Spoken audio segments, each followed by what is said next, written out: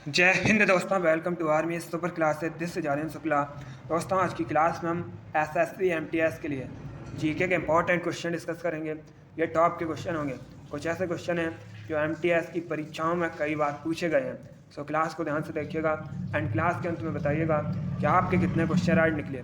सबसे पहले आप लोग क्लास को लाइक करिए, अपने फ्रेंड ग्रुप सभी जगह शेयर कर दीजिएगा ताकि ज़्यादा से ज़्यादा लोग जुड़ सकें। और जो फ्रेंड इस चैनल पर नए हैं वो चैनल को सब्सक्राइब करेंगे, बेल आइकन को प्रेस कीजिए ताकि सभी नोटिफिकेशन आप तक पहुंच सकें। चलिए शुरू करते हैं आज की क्लास।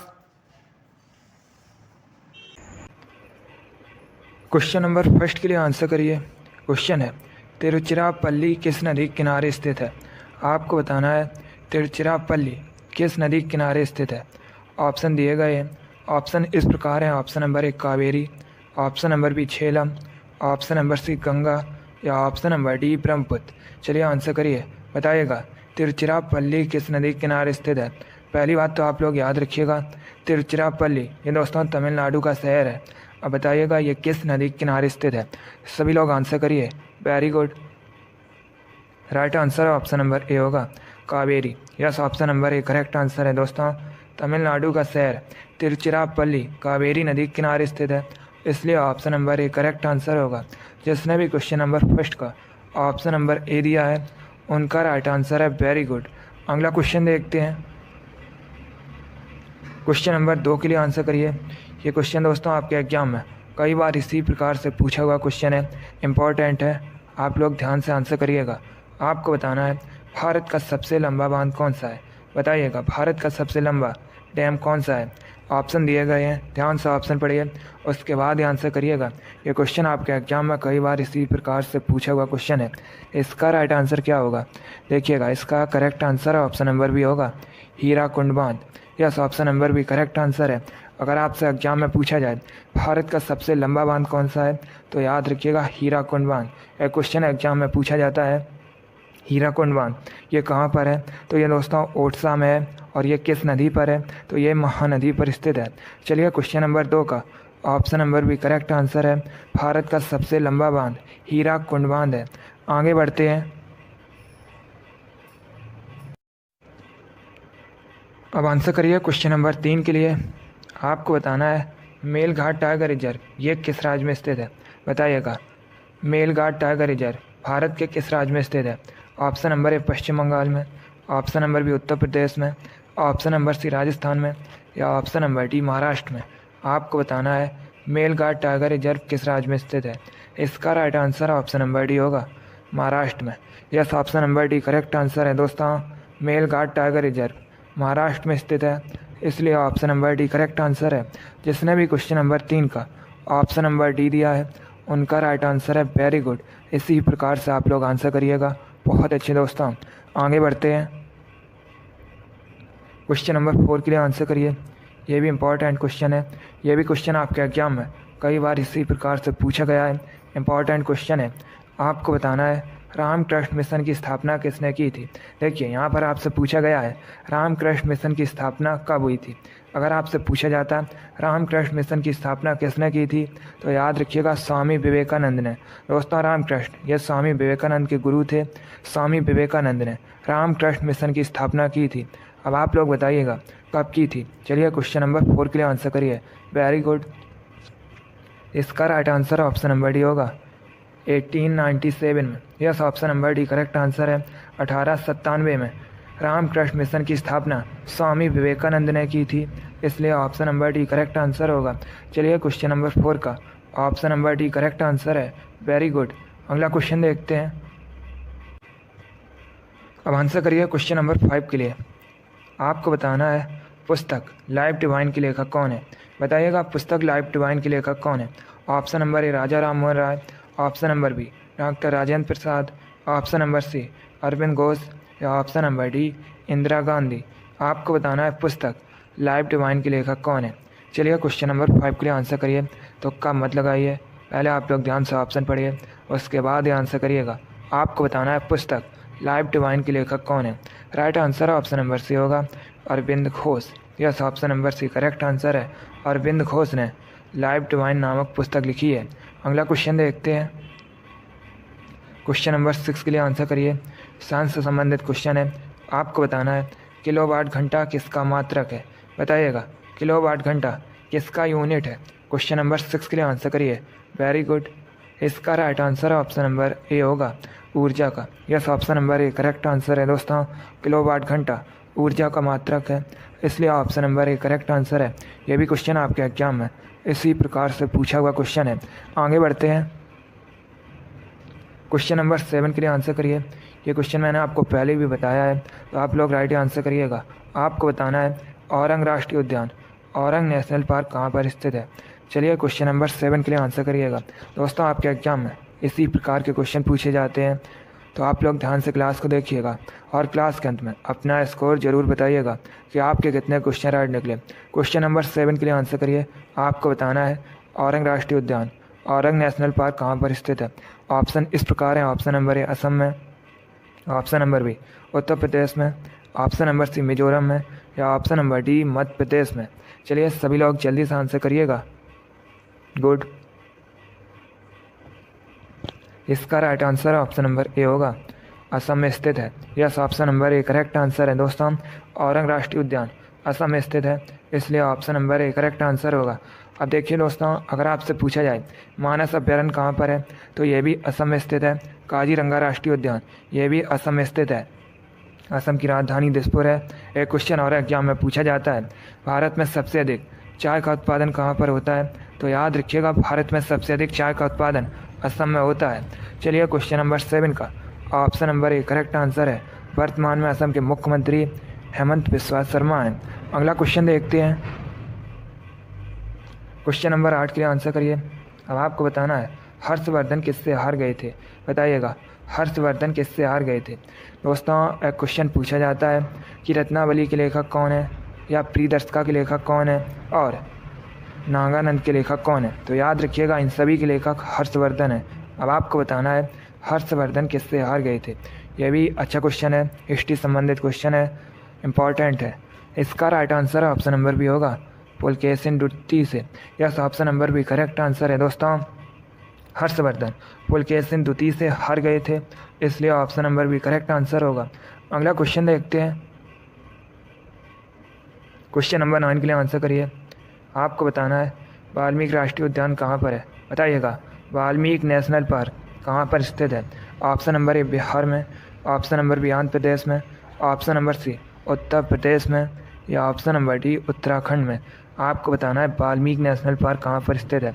जिसने अभी लाइक नहीं किया एक बार लाइक करिए और इसे ज़्यादा से ज़्यादा शेयर कर दीजिएगा। जो फ्रेंड इस चैनल पर नए हैं वो चैनल को सब्सक्राइब करेंगे, बेल आइकन को प्रेस कीजिए ताकि सभी नोटिफिकेशन आप तक पहुंच सकें।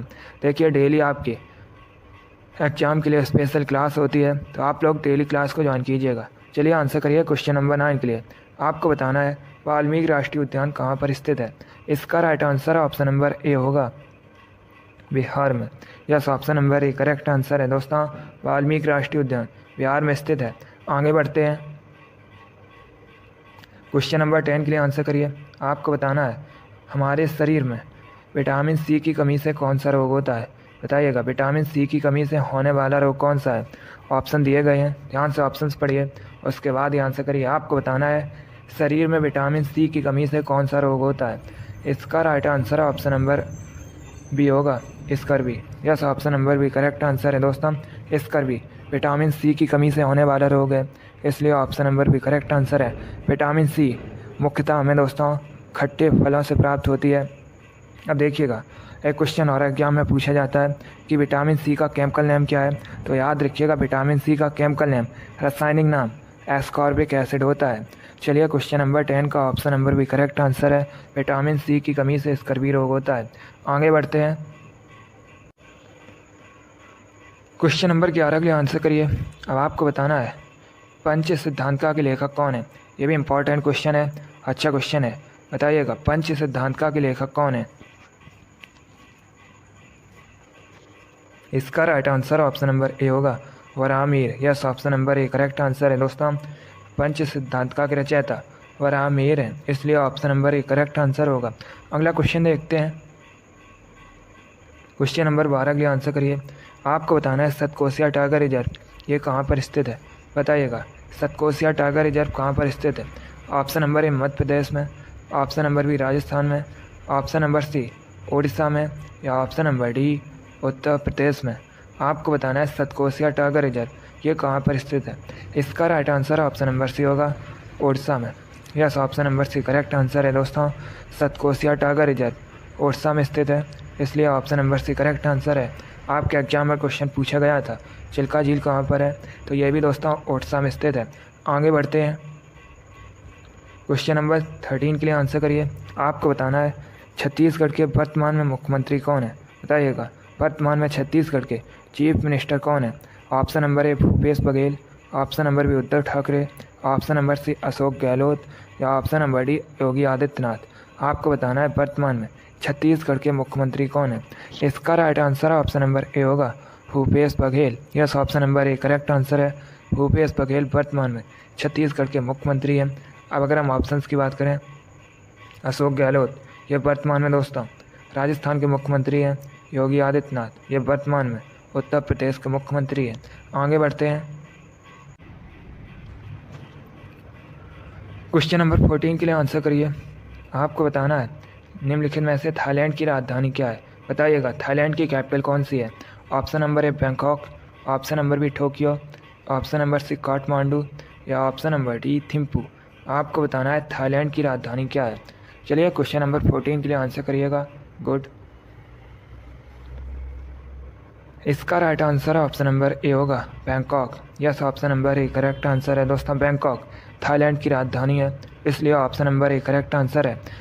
टोक्यो ये जापान की राजधानी है, काठमांडू नेपाल की राजधानी है, थिम्पू भूटान की राजधानी है। तो आप लोग इनके बारे में याद रखिएगा, यहाँ से आपके एग्जाम में क्वेश्चन पूछे जा सकते हैं। बैंकॉक थाईलैंड की कैपिटल है, राजधानी है। अगला क्वेश्चन देखते हैं, क्वेश्चन नंबर 15 के लिए आंसर करिए। क्वेश्चन है दोस्तों, निम्नलिखित में से कौन सा युग्म सही सुमेलित नहीं है? ये 4 ऑप्शन दिए गए हैं। चारों ऑप्शंस को आप लोग ध्यान से पढ़िए और बताइएगा कौन सा ऑप्शन गलत है। चलिए क्वेश्चन नंबर 15 के लिए आंसर करिए। निम्नलिखित में से कौन सा योग में सही सुमेलित नहीं है? देखिए इसका राइट आंसर क्या होगा दोस्तों, पानीपत का प्रथम युद्ध ये तो 1526 में हुआ था, तो ये ऑप्शन तो सही है। ऑप्शन नंबर बी खानवा का युद्ध ये भी दोस्तों 1527 में हुआ था, तो ये भी ऑप्शन सही है। ऑप्शन नंबर सी घाघरा का युद्ध ये भी 1529 में हुआ था, तो ये भी ऑप्शन सही है दोस्तों। अब अगर हम ऑप्शन नंबर डी की बात करें, चंदेरी का युद्ध, तो ये दोस्तों 1528 में हुआ था, इसलिए ऑप्शन नंबर डी गलत है। तो आपका right answer option number D होगा, चंदेरी का युद्ध 1528 में हुआ था। यही दोस्तों ऑप्शन सही सम्मिलित नहीं है। चलिए क्वेश्चन नंबर 15 का option number D correct answer है। तो आप लोग इनके बारे में याद रखिएगा। पानीपत का प्रथम युद्ध 1526 में हुआ था, खानवा का युद्ध 1527 में हुआ था, घाघरा का युद्ध ये 1529 में हुआ था, और चंदेरी का युद्ध ये 1528 में हुआ था। क्वेश्चन नंबर 15 का option number D correct answer होगा। आगे बढ़ते हैं, क्वेश्चन नंबर 16 के लिए आंसर करिएगा। क्वेश्चन है दोस्तों साइंस से संबंधित है। आपको बताना है आवृत्ति का एसआई मात्रक क्या है, बताइएगा आवृत्ति का एसआई मात्रक क्या है। ऑप्शंस दिए गए हैं, ध्यान से आप लोग ऑप्शन पढ़िए, उसके बाद आंसर करिएगा। गुड, क्लास के अंत में अपना स्कोर जरूर बताइए कि आपके कितने क्वेश्चन राइट निकले। इसका right answer option number C होगा, hertz. Yes, option number C correct answer है दोस्तों, हर्ट्ज आवृत्ति का एसआई मात्रक है, इसलिए option number C correct answer होगा। क्वेश्चन नंबर 16 का option number C correct answer है। वेरी गुड, बहुत अच्छे। आगे बढ़ते हैं, क्वेश्चन नंबर 17 के लिए आंसर करिए। क्वेश्चन है दोस्तों किसे सफ़ेद सोना कहा जाता है? आपको बताना है सफ़ेद सोना किसे कहा जाता है। ऑप्शन नंबर ए प्लेटिनम को, ऑप्शन नंबर बी बॉटो को, ऑप्शन नंबर सी मरकरी को, या ऑप्शन नंबर डी ब्रोमीन को। बताइएगा किसे सफ़ेद सोना वाइट गोल्ड कहा जाता है। चलिए क्वेश्चन नंबर 17 के लिए आंसर करिएगा। इसका right answer option number A होगा, प्लेटिनम को। Yes, option number A correct answer है। प्लेटिनम को सफ़ेद सोना वाइट गोल्ड कहा जाता है। क्वेश्चन नंबर 17 का option number A correct answer है। आगे बढ़ते हैं, क्वेश्चन नंबर 18 के लिए आंसर करिए। ये भी इम्पोर्टेंट क्वेश्चन है। ये भी क्वेश्चन आपके एग्जाम में कई बार इसी प्रकार से पूछा हुआ क्वेश्चन है। आपको बताना है दोस्तों, मनुष्य के शरीर में सबसे लंबी हड्डी कौन सी होती है? बताइएगा, मनुष्य के शरीर में जो सबसे लंबी हड्डी होती है उसका नाम क्या है? चलिए क्वेश्चन नंबर 18 के लिए आंसर करिए। ध्यान से ऑप्शन पढ़ लीजिए, उसके बाद आंसर करिएगा। आपको बताना है मनुष्य के शरीर में सबसे लंबी हड्डी कौन सी होती है? इसका right answer option number D होगा, femur. Yes, option number D correct answer है दोस्तों। मनुष्य के शरीर में सबसे लंबी हड्डी फीमर होती है, इसलिए option number D correct answer है। ये दोस्तों मनुष्य के जांघ में होती है। अब अगर आपसे एग्जाम में पूछा जाए मनुष्य के शरीर में सबसे छोटी हड्डी का नाम क्या है, तो दोस्तों स्टेपिस, ये मनुष्य के शरीर की सबसे छोटी हड्डी है। ये कहाँ पर होती है? ये दोस्तों कान में होती है। तो आप लोग इनके बारे में याद रखिएगा, इन क्वेश्चन के बारे में। यहाँ से आपके एग्जाम में क्वेश्चन पूछे जा सकते हैं। अगर आपसे पूछा जाए मनुष्य के शरीर के सबसे लंबी हड्डी का नाम क्या है, तो याद रखिएगा फीमर है। ये दोस्तों मनुष्य के जांघ में होती है। और अगर आपसे पूछा जाए मनुष्य के शरीर में सबसे छोटी हड्डी का नाम क्या है, तो याद रखिएगा स्टेपिस, ये दोस्तों मनुष्य के कान में होती है। चलिए इतना आप लोग याद रखिएगा। क्वेश्चन नंबर 18 का option number D correct answer है। आगे बढ़ते हैं, क्वेश्चन नंबर 19 के लिए आंसर करिए। आपको बताना है गौतम बुद्ध के गुरु कौन थे? गौतम बुद्ध, इन्होंने दोस्तों बौद्ध धर्म की स्थापना की थी। अब आपको बताना है गौतम बुद्ध के गुरु कौन थे। एक क्वेश्चन आपके एग्जाम में पूछा गया था कि बौद्ध धर्म को ग्रहण करने वाली पहली महिला कौन थी, तो याद रखिएगा गौतमी दोस्तों बौद्ध धर्म को ग्रहण करने वाली पहली महिला थी। अब यहाँ पर आप लोग आंसर करिए। आपको बताना है गौतम बुद्ध के गुरु कौन थे। Right answer option number C होगा, Alara Kalama. Yes, option number C correct answer है, आलार कलाम, ये गौतम बुद्ध के गुरु थे। क्वेश्चन नंबर 19 का option number C correct answer है। आगे बढ़ते हैं, क्वेश्चन नंबर 20 के लिए आंसर करिए। क्वेश्चन है दोस्तों, प्रमुख लोक कला साथिया का संबंध किस राज्य से है? आपको बताना है साथिया, ये दोस्तों प्रमुख लोक कला है, इसका संबंध किस राज्य से है? ऑप्शन नंबर ए महाराष्ट्र से, ऑप्शन नंबर बी बिहार से, ऑप्शन नंबर सी झारखंड से, या ऑप्शन नंबर डी गुजरात से। तो इसका राइट आंसर क्या होगा? Correct answer option number D होगा, गुजरात से। Yes, option number D correct answer है। प्रमुख लोक कला साथिया का संबंध गुजरात से है। आगे बढ़ते हैं, क्वेश्चन नंबर 21 के लिए आंसर करिए। आपको बताना है वनस्पति विज्ञान का पिता किसे कहा जाता है? चलिए क्वेश्चन नंबर 21 के लिए आंसर करिएगा। बताइएगा वनस्पति विज्ञान का पिता किसे कहा जाता है? गुड, इसका right answer option number D होगा, Theophrastus. Yes, option number D correct answer है। थियोफ्रेस्टस को वनस्पति विज्ञान का पिता या वनस्पति विज्ञान का जनक कहा जाता है।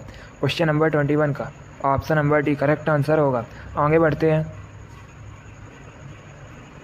अब आंसर करिए क्वेश्चन नंबर 22 के लिए। आपको बताना है वर्तमान में हरियाणा के मुख्यमंत्री कौन है? बताइएगा वर्तमान में हरियाणा के मुख्यमंत्री कौन है? सभी लोग आंसर करिए क्वेश्चन नंबर 22 के लिए। गुड, इसका राइट आंसर होगा option number B, Manohar Lal Khattar. Yes, option number B correct answer है दोस्तों, मनोहर लाल खट्टर, ये वर्तमान में हरियाणा के चीफ मिनिस्टर हैं, इसलिए option number B correct answer होगा। शिवराज सिंह चौहान, ये दोस्तों वर्तमान में मध्य प्रदेश के मुख्यमंत्री हैं। पुष्कर सिंह धामी, ये वर्तमान में उत्तराखंड के मुख्यमंत्री हैं। और योगी आदित्यनाथ, अभी मैंने आपको बताया था, ये उत्तर प्रदेश के मुख्यमंत्री हैं। क्वेश्चन नंबर 22 का option number B correct answer है, हरियाणा के वर्तमान में मुख्यमंत्री मनोहर लाल खट्टर है। आगे बढ़ते हैं, क्वेश्चन नंबर 23 के लिए आंसर करिए। कंप्यूटर से संबंधित क्वेश्चन है। आपको बताना है दोस्तों CPU का फुल फॉर्म क्या होता है?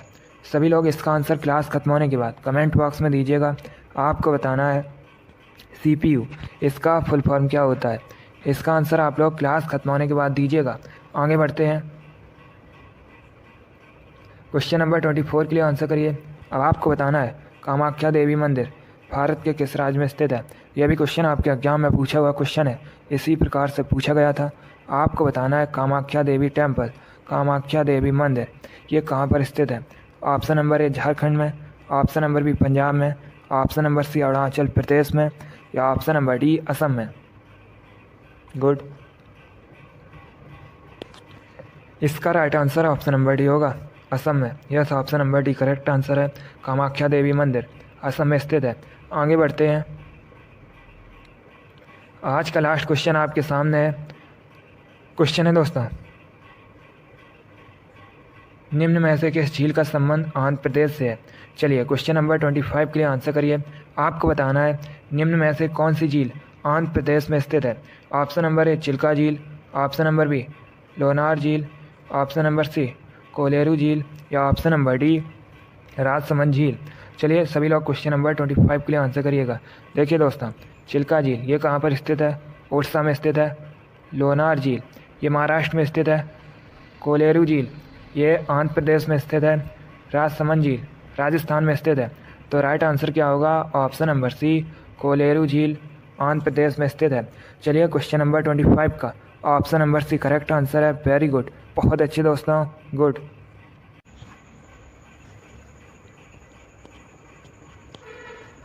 चलिए दोस्तों, आज की क्लास में हमने जीके के इंपॉर्टेंट क्वेश्चन डिस्कस किए with extra fact. I hope आप सभी को ये क्वेश्चन समझ आए होंगे। सो लाइक करिए, शेयर करिए।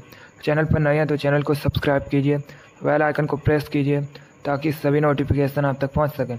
आप लोग अपना स्कोर कमेंट बॉक्स में ज़रूर बताइए कि आपके कितने क्वेश्चन राइट निकले। इसी के साथ मैं आपको मिलूँगा अगली क्लास में। Thank you guys, thank you for watching. God bless you all.